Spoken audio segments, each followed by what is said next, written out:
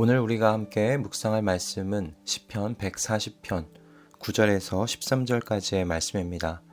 시편 140편 9절에서 13절까지의 말씀 함께 읽고 오늘 우리에게 주시는 하나님의 은혜를 함께 나누도록 하겠습니다. 나를 애워싸고 있는 자들이 승리하지 못하게 해주십시오. 그들이 남들에게 퍼붓는 재앙을 다시 그들에게 되덮어 주십시오. 뜨거운 숯불이 그들 위에 쏟아지게 하시고 그들이 불구덩이나 수렁에 빠져서 다시는 일어나지 못하게 해주십시오. 혀를 놀려 남을 모함하는 사람은 이 땅에서 버젓이 살지 못하게 해주십시오. 폭력을 놀이 삼는 자들에게는 큰 재앙이 늘 따라다니게 해주십시오.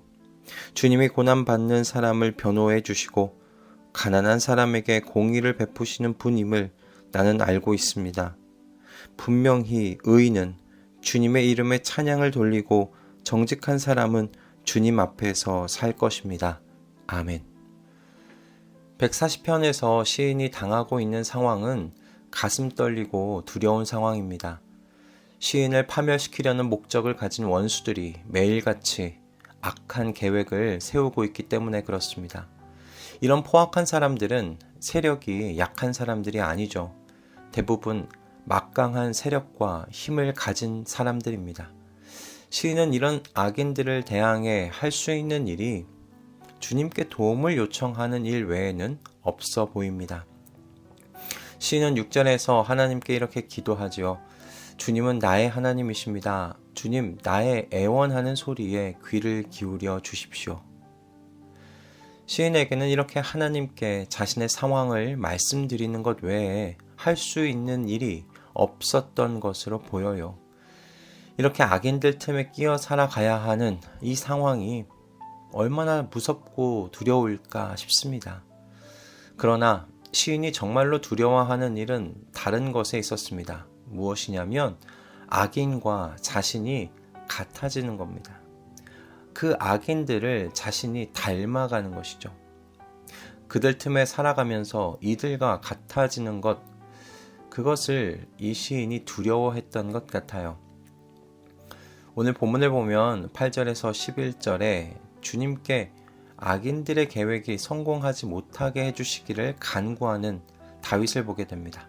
그리고 그들이 남들에게 퍼붓는 재앙이 다시 그들의 머리 위로 내려지기를, 뜨거운 숯불이 그들 위에 쏟아지며 그들이 불구덩이에 빠져서 다시는 일어나지 못하기를 하나님께 간구하고 있는 걸 우리가 볼 수 있습니다. 그런데 시인이 이렇게 간구할 수 있는 이유가요, 12절에 이어서 나오고 있는데, 주님이 고난받는 사람을 변호해 주시고 가난한 사람에게 공의를 베푸시는 분임을 나는 알고 있습니다. 이 말씀입니다.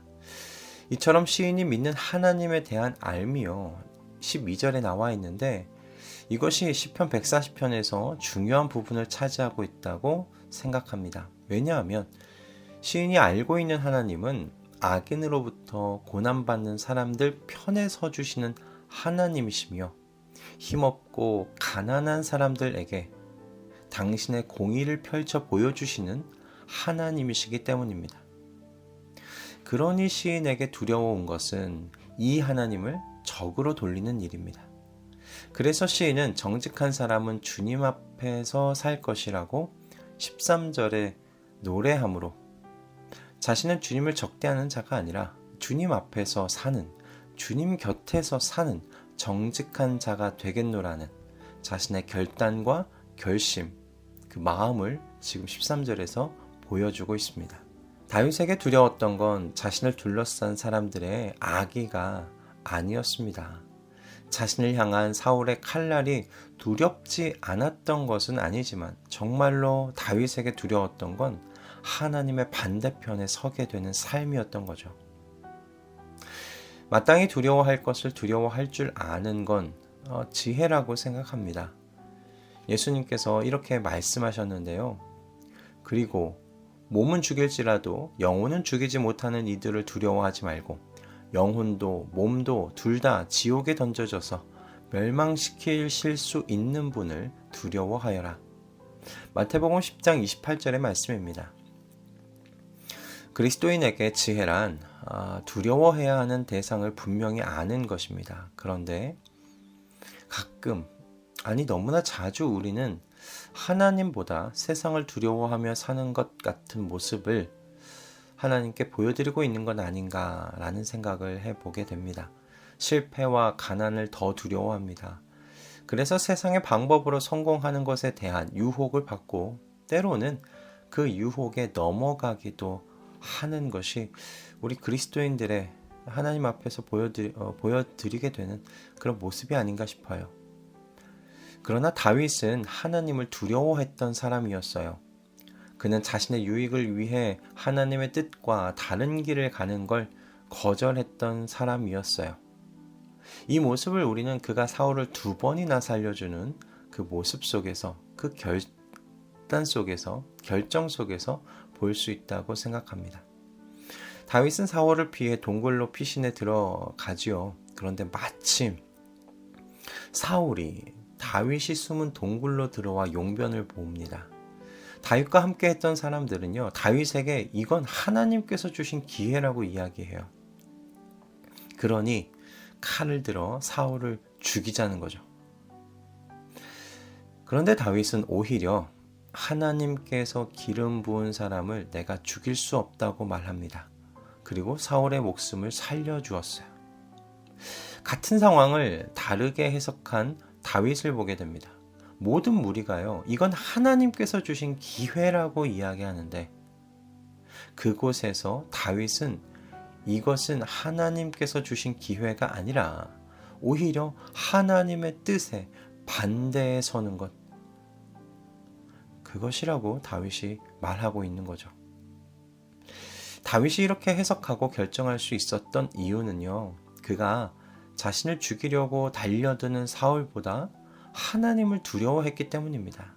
그러니 이렇게 더 민감하게, 더 세밀하게 상황을 분석하고 통찰할 수 있었던 거죠. 하나님께서는 다윗의 이 선택이 마음에 드셨던 것 같아요. 하나님께서 다윗을 사울의 손에서 건져주셨고요. 그를 이스라엘의 왕으로 삼아주셨습니다. 오늘을 살아가는 그리스도인들에게 중요한 것은 하나님을 두려워할 줄 아는 겁니다. 하나님의 뜻의 반대편에 서는 것, 그걸 두려워할 줄 아는 겁니다. 가난보다 하나님을 두려워하며 악인들의 계획보다 하나님을 두려워하며 명예를 잃는 것보다 하나님을 두려워할 줄 아는 겁니다. 다윗의 사울을 살리는 선택으로 인해서 다윗은요, 더 오랜 기간 그와 함께하는 사람들과 도망쳐 다녀야 했습니다. 다윗 혼자 고생하는 것 아니라 자신과 함께하는 많은 이들이 자신의 선택으로 인하여 더 오래 고생하는 모습을 보는 건 쉬운 일 아닙니다.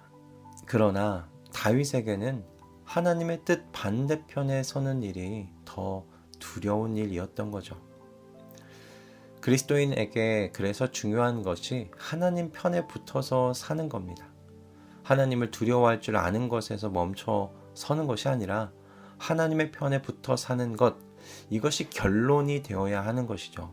그렇기에 다윗은 정직한 사람은 주님 앞에 살 것이라고, 그리고 나도 그렇게 살겠다고 13절의 노래를 통하여 하나님 앞에 자신의 결심과 자신의 마음을 표현하고 있는 것 아니겠습니까? 우리에게 다윗과 같은 무엇보다 하나님을 두려워할 줄 아는 지혜가 있기를 이 아침에 기도했으면 합니다. 그리고 그 경외함의 결과, 그 두려움의 결과가 하나님과의 동행하는 삶으로 나타내지기를 위하여 주님께 기도하며 이 한 날 시작하실 수 있기를 또한 주님의 이름으로 축원드립니다. 기도하겠습니다. 주님, 오늘 우리에게 무엇을 두려워해야 하는지를 깨닫게 해주셔서 감사합니다. 주님, 우리가 실패와 가난 그리고 악인들의 공격을 두려워하기보다 주님의 뜻을 반대하는 결정을 하며 살게 되는 것, 이 세상에 물들어 사는 것을 더 두려워하는 지혜를 가지게 하여 주시옵소서. 그래서 매일 주님과 함께 걷는 삶, 주님과 동행하며 살아가는 삶을 바라며 기대하며 하루하루 살아갈 수 있도록 은혜를 허락하여 주시옵소서.